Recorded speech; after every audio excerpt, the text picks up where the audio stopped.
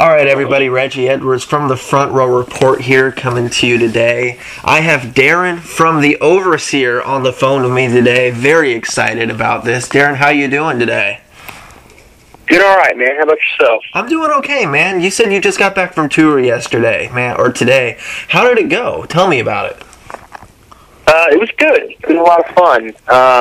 Kind of a low-key tour. It was only like 10 days long. We wanted to go out and hit some markets that we liked playing, that we had a lot of friends in, that we just knew we had a decent fan base at, and just play some of these songs from the new record. And just it was a lot of fun. It was fun playing a different set for a change. Awesome. What are some markets that you just... Obviously, there's going to be some markets and cities you absolutely love. What were some of the cities and markets you hit on this last tour that were, almost a must? It's like, we got to hit that one. We did, honestly, on the East Coast, we've got a lot of markets that we like. Greenville, South Carolina is always fun. There's what is that town called in Maryland? You would ask me this, and I wouldn't know. I know venues, and I know promoters, and people we like to see. When it comes to other things besides that, I'm always like, where are we at today? Where are we going tomorrow? Yeah, that's about normal, I think, especially as far as touring goes. You show up, you play. You know the venue very well, and you see some familiar faces in the crowd.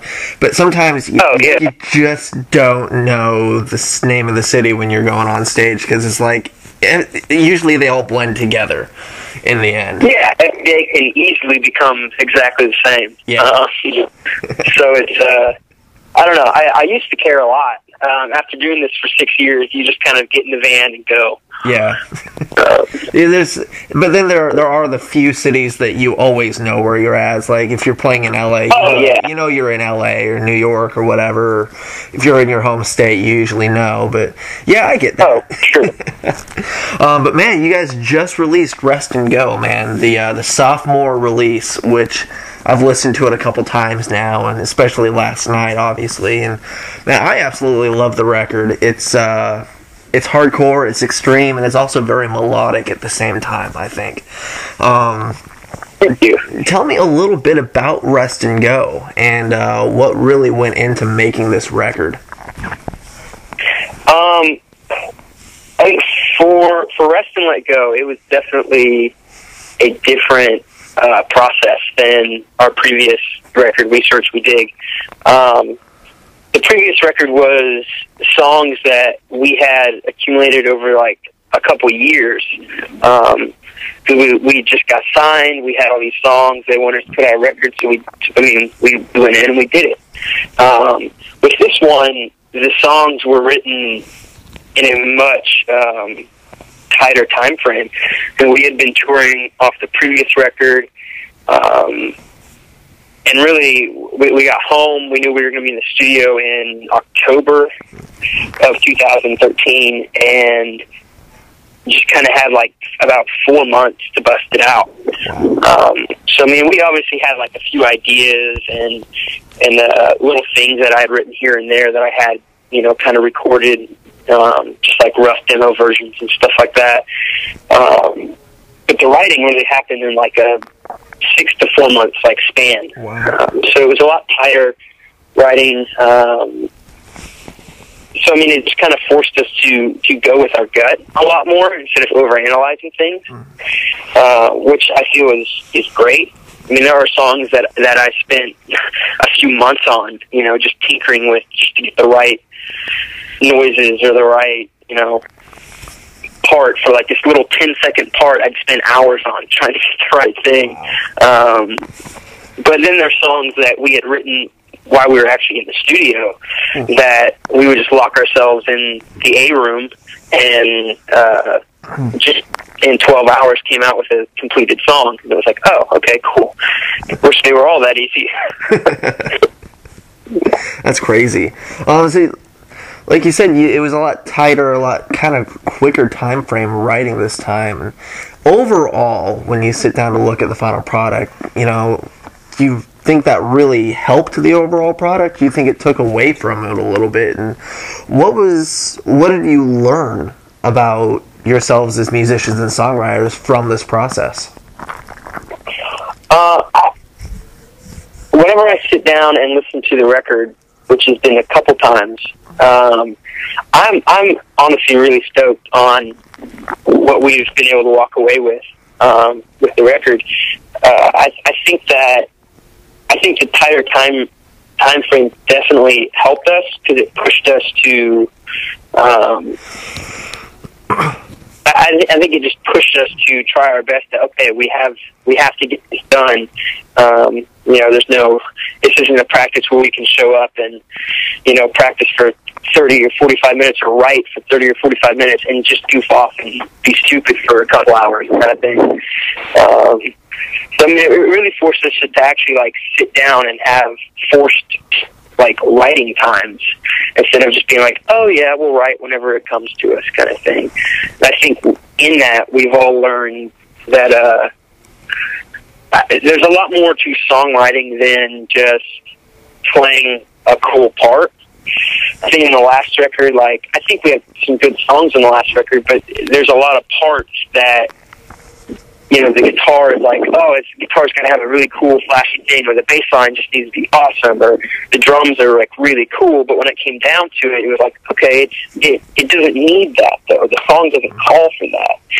So I think we all learned how to set down our own individual oh, this sounds cool on my instrument kind of thing, and just went, what is best for the song? What does the song call for? And if that means it needs a really simple guitar part so the vocals can stand out more, or if that means it doesn't even need to be bass on a certain part of the song or this or that, we've all learned that, hey, this is what the song needs, so let's take the back seat and do that. Awesome. And I think that came down with the closer time frame, because instead of trying to sit down and be and tinker with things and be well, let's try and figure out a bass part for this, it was just well, it sounds fine without it, so why don't we just run with that? Or I would have a really simple guitar part and be oh, I need to rewrite that to make it cooler, and it was just no, let's just leave it like that because it's cool and it gets the point across and it lets the vocals have more room to work. Awesome. So yeah. Awesome. Now the title "Rest and Let Go." To me, it's interesting. What's behind? Is there anything special or unique behind the album title "Rest and Let Go"? The entire album is it's not a concept record, but it's very, very much revolves around death and the life within death and all that stuff. And it's something that our band has experienced way too much of. Our vocalist has had numerous friends that have passed away or have taken their own life. Our drummer's father had actually lost a battle with brain cancer. Oh, wow. 6 months ago. So it's just something that has just been very, very heavy on our lives, and especially in the past year. So the record kind of is around that, and the only thing that we have found in all these situations is you're never going to be able to do anything after the point of death, with in other people's lives around you and stuff. And yes, we can mourn for them, and I'm not saying you can't be sad or you shouldn't be sad for that, but there's a lot of baggage and a lot of grudges and a lot of stuff like that that people hold in, and that we ourselves have held in when it comes to stuff like that. And after going through all the lyrics of the record, whenever we were trying to name it and stuff, we just kind of came down to this conclusion that a lot of the songs are just either talking about letting go of things and just finally being able to at a place where you can just rest and be you know what, I can't do anything about this, and that's okay. It was just something that I think a lot of the songs had in them, or with kind of the the backstory of just being like, hey, this song, maybe I don't feel that way, but there's this hint of being like, if you don't, you're never going to get anywhere. You know, you have to rest and let go of things so you can move on. Interesting. So that's where a lot of the emotion that we're hearing in a lot of the songs, that's where a lot of it's coming from, is the content and the stories behind a lot of the songs and lyrics. That's where a lot of it's coming from, man. Because you sense when I listen to it, I sense an extra push of, you know, just emotion and just intensity behind a lot of the songs, and so that must be where a lot of it's coming from. Was it hard to kind of rehatch some of those experiences and go back to some of those places when you're sitting down to write some of these songs? Yeah, I mean, it's definitely not an easy thing. I think as artists, we can obviously like try and channel things like that, and we know that we are writing songs, and we are wanting to be honest with those and get that, you know, get how we're feeling across. But that doesn't make it easy by any means. You know, there's a lot of emotions in those songs. There are very sad moments. There are hopeful moments. There are just straight up pissed off moments. I mean, you definitely feel that whenever you're writing or go into the vocal booth to put that stuff down. But I think, I think as hard as it is, it's a good thing to get those, be able to get that out. Whether people realize exactly what you're dealing with or not, it's definitely a good thing for us to get it out and to know that we're at least being honest in that. So, yeah. Awesome. So finally, 2014 just starting, the album just releasing. I would assume that 2014 is going to be just loaded with touring and hitting the road nonstop this year, I would assume, especially with the record having just released in the first quarter of the year. What's the year looking like for you, and is there anything coming up that you're specifically stoked and excited about that you're getting to do? The year is, I mean, it's getting filled. It's not super busy. Summer's going to be a lot of festivals. Awesome. Doing a few runs between those festivals. With I don't think I can actually say right now, but it's gonna be awesome. It'll be big. Spring, we're looking at doing not a whole lot of touring, doing a few weekend runs, doing some stuff like that. But we've got a few things in the works, trying to do some different stuff. We've toured a lot, and we've done that stuff, for 6 years now. And I'm not saying we don't enjoy that. We definitely still want to do that, but we've had some opportunities to maybe do some different kind of promotional stuff, whether it's like doing some remixes of songs, some rewrites, some live like studio session kind of work, just doing some like, I don't know exactly what you call it, but there's like on air, like we just go into the studio and film it pretty much. Oh, okay. And just doing some like live session stuff of the songs off the record. Just doing some stuff like that our band's we haven't done with this band.